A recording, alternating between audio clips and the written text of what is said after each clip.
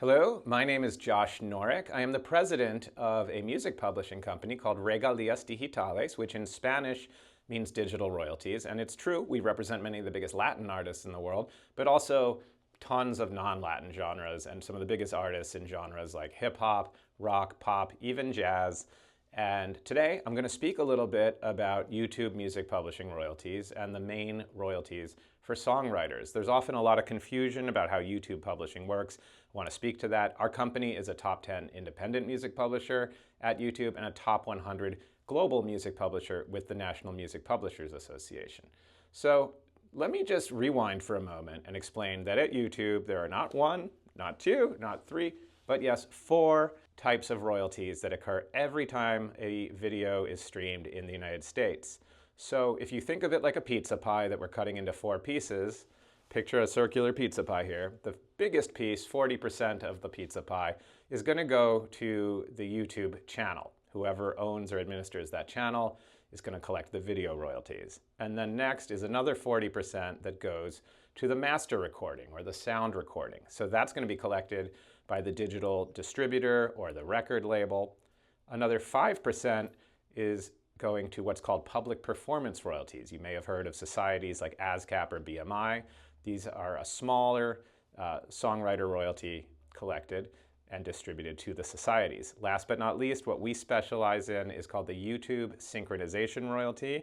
And so about 15% of every dollar at YouTube goes to the songwriter. But unless you have a music publisher like us, you're not going to get these royalties. And in fact, YouTube music publishing expires after just 2 years.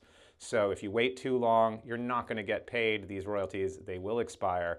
We've sadly even had cases of clients with over 1 billion streams on a video, but that stream happened circa 2017.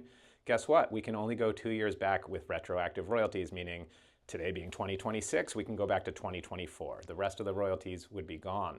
So you never want to wait too long.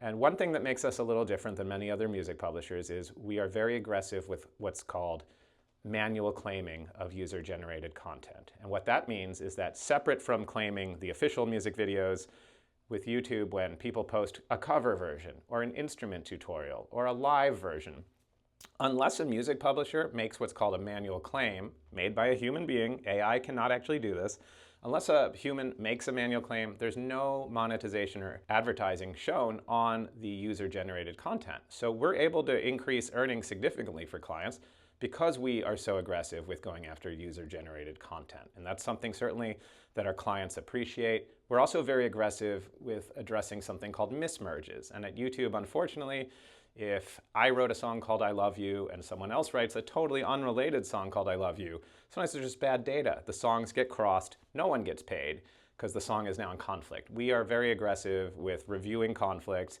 and reaching out to the other publisher and saying, hey, you're claiming the wrong I Love You song, please release it. Again, unless you have a dedicated music publisher doing this, you're not going to know that your song was in conflict. And I'm going to be honest here, a lot of the self-service music publishing administrators, the CD Babies, TuneCores of this world, they don't really do this, at least on a scale that we do, which means money gets left behind. So this was just sort of a beginner's manual, if you will, to how music publishing works at YouTube. And please do check out our other videos. I hope they're helpful. And if you have any questions, just reach out to us through our website. Thank you so much.